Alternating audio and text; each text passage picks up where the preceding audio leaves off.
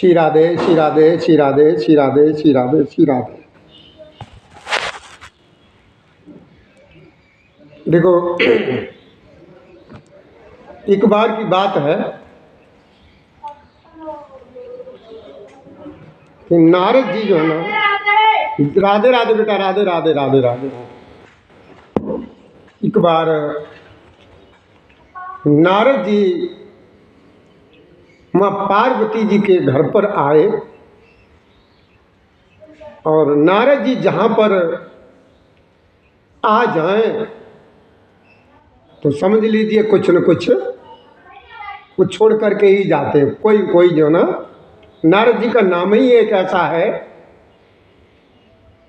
नारद जी से सभी लोग परिचित हैं। तो नारद जी ने मैया पार्वती का, इसका शीर्षक है मेरी माँ जो गले में मेरे भोलेनाथ जो गले में मुंडमाला पहने हुए हैं उसकी, यानी मुंडमाला भोलेनाथ की जो गले में है उनका रहस्य, मुंडमाल का रहस्य, ये शीर्षक है उस कथा। तो नारद जी माँ पार्वती जी के यहाँ पर आए और नारद जी मैया पार्वती से कहने लगे कि देखो माँ, आजकल क्या है हर जगह का प्रत्येक घर में कि स्वार्थ पाए करें सब प्रीति, यानी प्रीति करने का कुछ न कुछ विशेष कारण होता है कि स्वार्थ लाभ करें सब प्रीति, स्वार्थ पाए या स्वार्थ लाभ कर सके। नारद जी माँ पार्वती जी से कह रहे हैं, माने कही ऐसा क्या कि नहीं नहीं नहीं माँ, आजकल का वो समय ही ऐसा है कि जब तक किसी को किसी से कोई स्वार्थ नहीं होता है तब तक वो जो ना प्रेम से नहीं रहता हो, ना वो करता।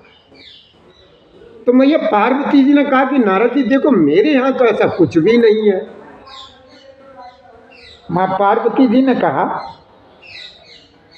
कि देखो नारद, हमारे तो परिवार में ऐसा कुछ भी नहीं है कि देखो गणेश जी की सवारी क्या है, चूहा। गणेश जी की सवारी क्या है, चूहा। और भोलेनाथ के जो गले में जो पड़ा हुआ वो कौन है, सर्प, भुजगेंद्र हारम। पार्वती जी ने कहा कि देखो नारद जी, मेरे भोलेनाथ के गले में जो है काला जहरीला, मतलब सर्प, भयानक सर्प, भुजगेंद्र हारम, मतलब उनके गले का हार विषैला सर्प है। और गणेश जी की सवारी जो चूहा है, आपने देखा होगा, देखते हो कि गणेश जी के उस सवारी में, ये चूहे में और सर्प में कितना प्रेम है, कितने प्रेम से रहते, कहीं किसी भी प्रकार का कोई कुछ बस व्यवहार देखने को नहीं मिलता स्वार्थ वाला। अच्छा, और देखो कार्तिकेय महाराज जी की सवारी क्या है, कार्तिकेय महाराज जी का वाहन क्या है, मोर। कार्तिकेय महाराज जी का वाहन है मोर। और जो भोलेनाथ के गले में जो विषैला सर्प है, भुजगेंद्र हारम। तो देखिए, मोर का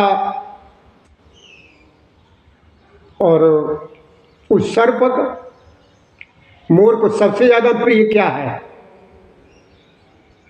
सर्प। मोर को सबसे ज्यादा यानी गरुड़ को सबसे ज़्यादा प्रिय क्या है? भोजनों में सर्प। और वो देखिए हमारे यहाँ कितने प्रेम से रह रहे हैं, कितने प्रेम से रह रहे हैं। और देखिए नारद जी, माँ पार्वती जी बता रही हैं, और देखिए नारद जी, मेरी सवारी क्या है? सिंह। और भोलेनाथ के यानी नंदी महाराज वृषभ। और वो देखो कितने प्रेम से रह रहे हैं। इधर सिंह है, माँ का वाहन सिंह है, भोलेनाथ का वाहन क्या है? वृषभ यानी बैल है। कितने प्रेम से रह रहे हैं। हमारे यहाँ तो इस तरीके की कोई बात नहीं है, बड़े प्रेम से सभी लोग रहते हैं। जबकि आप सभी लोग जानते हैं कि सर्प का सबसे प्रिय भोजन चूहा है, और सर्प का प्रिय भोजन चूहा है, तो इधर मोर का सबसे प्रिय भोजन सर्प है, और इधर सिंह का सबसे प्रिय भोजन क्या है? वृषभ। लेकिन एक दूसरे से किसी तरीके का कोई वो नहीं है, बड़े प्रेम से रहते हैं। हमारे यहाँ तो ऐसी कोई बात नहीं है कि देखो नारद जी, हमारे तो भोलेनाथ भी ऐसे हैं, ऐसे हैं कि कुछ लोग ये कहते हैं गुरु का दिया हुआ मंत्र किसी को नहीं बताना चाहिए। लेकिन हमारे तो भोलेनाथ हमको वो भी बता देते हैं। किसी प्रकार का कहीं पर कुछ वो है ही नहीं। और देखिए पार्वती जी कह रही हैं कि देखो, और मुझे भी यहाँ तक वो सपने में भी अगर कोई आता है, भोलेनाथ की ठाकुर जी सपने में भी आते हैं, तो मेरे भोलेनाथ हमें सब बताए। उनका नाम ही अर्धनारेश्वर, उनका नाम ही अर्धनारेश्वर नहीं अर्धनारी। वैसे हमारी बहनें और बेटियां यानी माताओं में ऐसा होता है कि जैसे रात्रि में उन्होंने सपने में ठाकुर जी को देखा तो वो सबको बताती हैं, और जैसे ही वो बता देती हैं ना, फिर वो दिखाई देना बंद हो जाते। इसीलिए कहते हैं कि सपने में अगर कुछ दिखाई दे, ऐसे ठाकुर जी दिखाई दें, तो किसी को बताना नहीं चाहिए, क्योंकि फिर वो दिखना बंद हो जाते। अब नारद जी बड़े असमंजस, नारद जी बड़े चक्कर में, नारद जी कहें अरे माँ तो भैया बहुत मजबूत हैं। नारद जी कह रहे कि अगर मैंने भी अगर तुम्हारे उस घर में, इस परिवार में ऐसी संशय वाली बात अगर पैदा न कर दी, तो हमारा भी नाम नारद भाई, हम तो पानी में आग लगाने वाले। नारद जी अपने अंदर विचार कर रहे हैं। नारद जी को एक तरीके का पूरा माचिस समझो आप, माचिस है नारद जी। जिसकी बनी हो उसकी बिगाड़ दे, जिसकी कम बिगड़ी हो उसकी बहुत ही अधिक बिगाड़ दे, ऐसे नारद जी। अब ये नारद जी इसी उसमें है कि कौन सी बात हम इस तरीके की निकाल के लाएं। राम राम बेटा, राम राम राम राम राम राम राम राम राम राम भैया मेरे, राम राम राम राम। कौन सी ऐसी निकाल के लाएं जिससे इनके घर में जो है ना सब कुछ। तो देखिए कुछ कुछ ऐसा होता है हमारे परिवारों में ऐसा होता है, कुछ लोगों के, बहनों बेटियों के भी, हमारे भाइयों के भी ऐसे कुछ विचार होते हैं कि जो बिल्कुल एकदम बढ़िया परिवार हो, उसमें आकर के कुछ न कुछ ऐसी फुलझड़ी छोड़ जाते हैं जिससे एक दूसरे के आपस में खटास पैदा वो कर जाते हैं। उन्हें कुछ ही नहीं मिलेगा तो आएंगे आएंगे, उन्होंने छेड़ दिया तुम्हारी जिठानी ऐसी है, जिठानी तो बढ़िया है लेकिन तुम्हारी देवरानी ऐसी बढ़िया है, तुम्हारे जेठ के लड़के ऐसे हैं, ऐसे ऐसे। मतलब वहां पर कोई न कोई ऐसा जो है ना मतभेद पैदा कर जाएंगे कि जो 4 देवरानी जिठानी है, कल वो 4 जगह बैठी होंगी। एक जगह एक परिवार में रहने वाले, जिस तरीके से मान लीजिए बड़े अच्छे तरीके से परिवार रह रहा है, आदत होती है, न मानो तो ऐसा कोई तुम्हारी नज़र में हो तो अपने घर पे बुला के देख लो। कुछ न कुछ ऐसा छोड़ जाएंगे कि तुम्हारे भतीजे ऐसे हैं, तुम्हारे देवर का लड़का ऐसा है, लेकिन तुम्हारा वो अच्छा है, इसमें वो अच्छा, कुछ न कुछ अंतर ऐसा परल फुलझड़ी ऐसी छोड़ के जाएंगे। जैसे आज तुम जो लोग चारों इकट्ठे हो, वो कल 4 जगह पहुंच चुका। ऐसा होता है, ये स्वभाव होता है किसी किसी का। एक बार मतलब ऐसा हुआ कि एक, मतलब कुछ की बात कर रहे, कहते हैं ना कुछ कुन कुछ, तो बोले ना तो माँ पार्वती के बीच में जो ना नारद जी कुछ कहने का उसमें वो डाल, एक कुछ में कितना राज छिपा होता, क्या कह दिया कुछ, और कुछ में कितना राज छिपा। कि एक सज्जन ऐसे थे जिनकी ढलती उम्र में शादी हुई। ये जो शादी जैसे 18, 20 साल, 23 साल, 24 साल के बीच में जो हो जाती है, वो सीमा निकल गई और ऐसी हुई, ऐसे समय पर हुई करीब करीब 45 और 50 के बीच में शादी दोनों की हुई। और दोनों लोग जो है ना बड़े प्रेम से रह रहे हैं, शादी होकर के आई, पति पत्नी बड़े प्रेम से रह रहे, बड़ी प्रेम से रह रहे। एक दिन क्या हुआ, पति देव ने अपनी पत्नी से कहा कि चलो आज जो है ना बाजार में कॉफ़ी पीने चलते। कॉफ़ी के जो शोरूम है वहाँ पर चाय पीने को चलते। पत्नी ने कहा वहाँ क्यों चलेंगे, हम तुम्हें कॉफ़ी वहाँ से बढ़िया बना के देंगे, पिलाएंगे तुम्हें। पति ने कहा नहीं नहीं नहीं, आज चलो, आज मूड ऐसा है, बाजार में चलते हैं, आज वहीं पी करके आए। तो पत्नी को बड़ी खुशी हुई।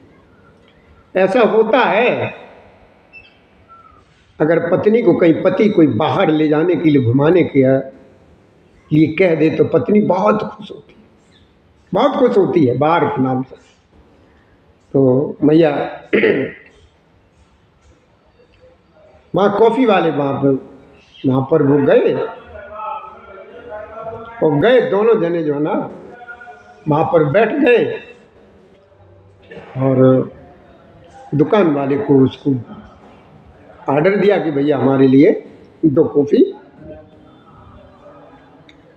अब दोनों जने बैठे हैं, बड़े प्रेम में बैठे हुए हैं। तो जो पति देव हैं अपनी पत्नी से कह रहे हैं किस तरीके से कह रहे हैं, उन्होंने अपनी पत्नी का जो ना हाथ ऐसे पकड़ा और ऐसे पकड़ के उन्होंने अपने यहाँ हृदय से लगा लिया अपनी पत्नी का। बोले, पतिदेव बोले कि मैं तुम्हें बहुत प्रेम करता हूँ। नहीं कि तुम प्रेम जितना करते हो उससे कई ज़्यादा तुम्हें हम प्रेम करते। पतिदेव ने कहा कि एक बात कहें, कुछ कहें। उन्होंने कहा, बार बार वो कुछ ही कह दें। तो पत्नी ने कहा कि तुम हमसे कुछ ही कुछ कहते रहोगे, कुछ बताओगे नहीं? कि तुम हमें जो है ना जीवन में कभी छोड़ोगोती नहीं, ये कहा पति महाराज बोले कि तुम हमको कभी छोड़ोगोती नहीं। पत्नी ने कहा, हम तुम्हें कभी नहीं छोड़ेंगे, हम तुम्हारे जीवन भर साथ निभाएंगे, कभी भी नहीं छोड़ेंगे। पति ने कहा, सही बता रही, कहाँ सही बता रही, कि जो हमने तुम्हें जो है ना छिपाया है, जो हमने तुम्हें बताया नहीं, एक बात कहूँ। उन्होंने कहा, क्या बात है, बात तो बताओ आकर के, क्या कि देखो हमें तुम छोड़ना मत। कि नहीं छोड़ेंगे भाई, नहीं छोड़ेंगे, छोड़ना मत, नहीं छोड़ेंगे। पत्नी बार बार कही, नहीं छोड़ेंगे तुम्हें, कभी भी नहीं छोड़ेंगे, चाहे कुछ भी हो जाए। तो पति देव ने अपना जो है ना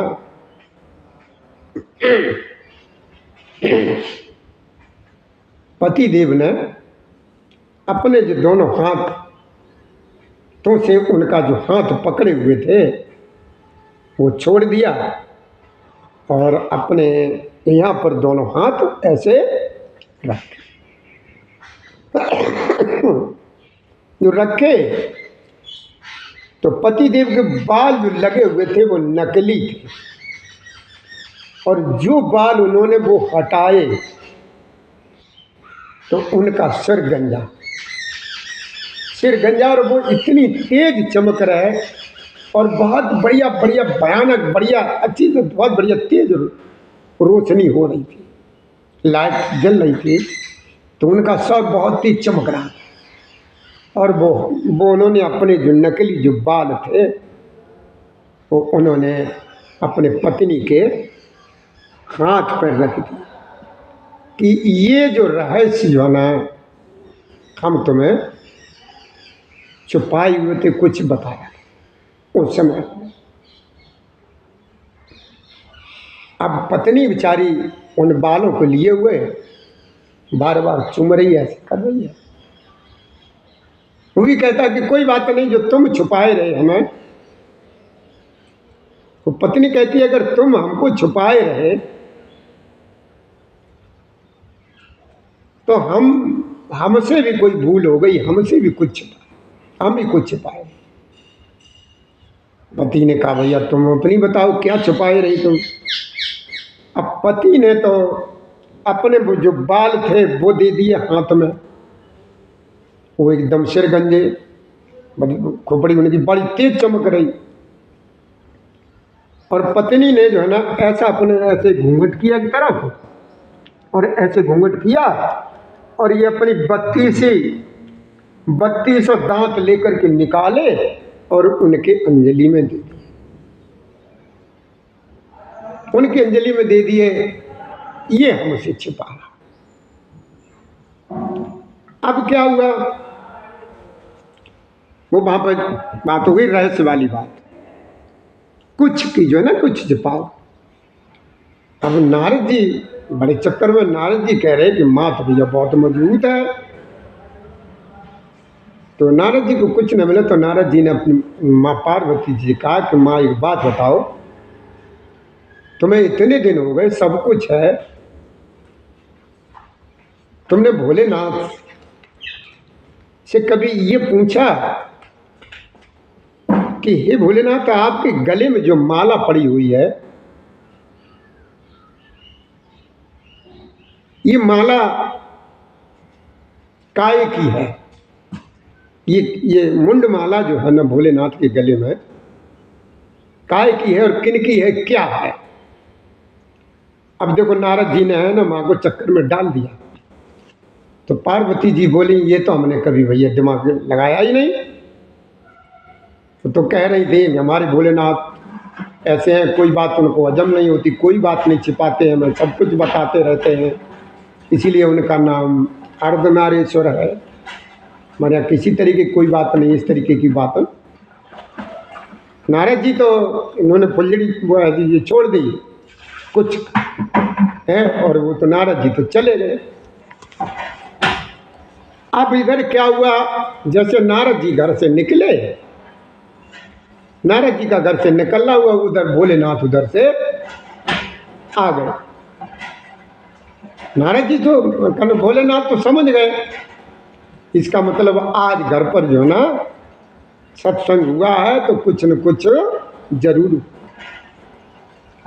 अब जैसे ही भोलेनाथ घर पर पहुंचे हैं तो पार्वती जी ने यही प्रश्न उनके सामने रख दिया कि भोलेनाथ, कि हाँ पार्वती, एक बात बताओ कि तुम हमें आज तक छिपाए हो, ये तुम्हारे जो गले में जो है ना ये मुन्नों की माला है, ये किनकी है, ये क्या है, ये किसकी है? भोलेनाथ समझ गए कि हाँ आज सत्संग हुआ, सत्संग आज हुआ। लला लाइट आ गई, पूरे काय के लिए हम परेशान हो रहे, लाइट आ गई सही।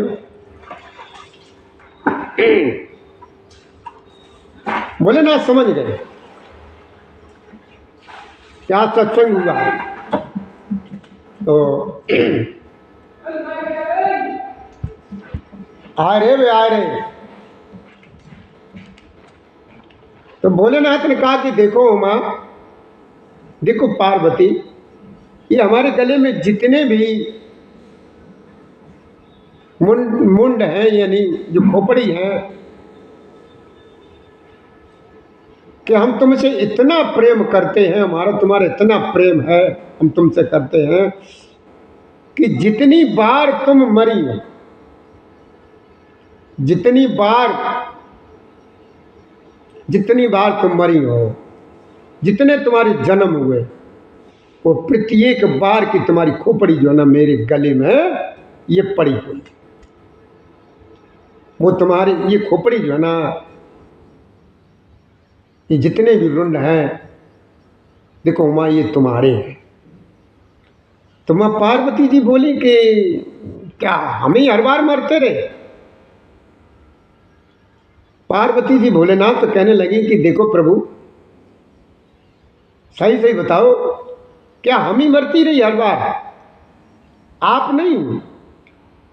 तो भोलेनाथ ने कहा कि देखो उमा, हमने तो अमर कथा सुनी है, इसलिए हम तो अमर हैं। हम तो इसलिए अमर हैं कि हमने तो अमर कथा सुनी है। ये आपको मुंडमाल का रहस्य कथा कैसी लगी? ये भैया ये कथा जो है ना श्रवण करके इसको लाइक व सब्सक्राइब भैया ज़रूर कर देना इस चैनल को, जिससे ऐसी कथाएं आपको श्रवण करने के लिए जो है ना मेरा मन लगा रहता है, आपको कथा श्रवण करने का मौका मिलता है, हमें सुनाने का मौका मिलता रहता है। श्री राधे श्री राधे श्री राधे।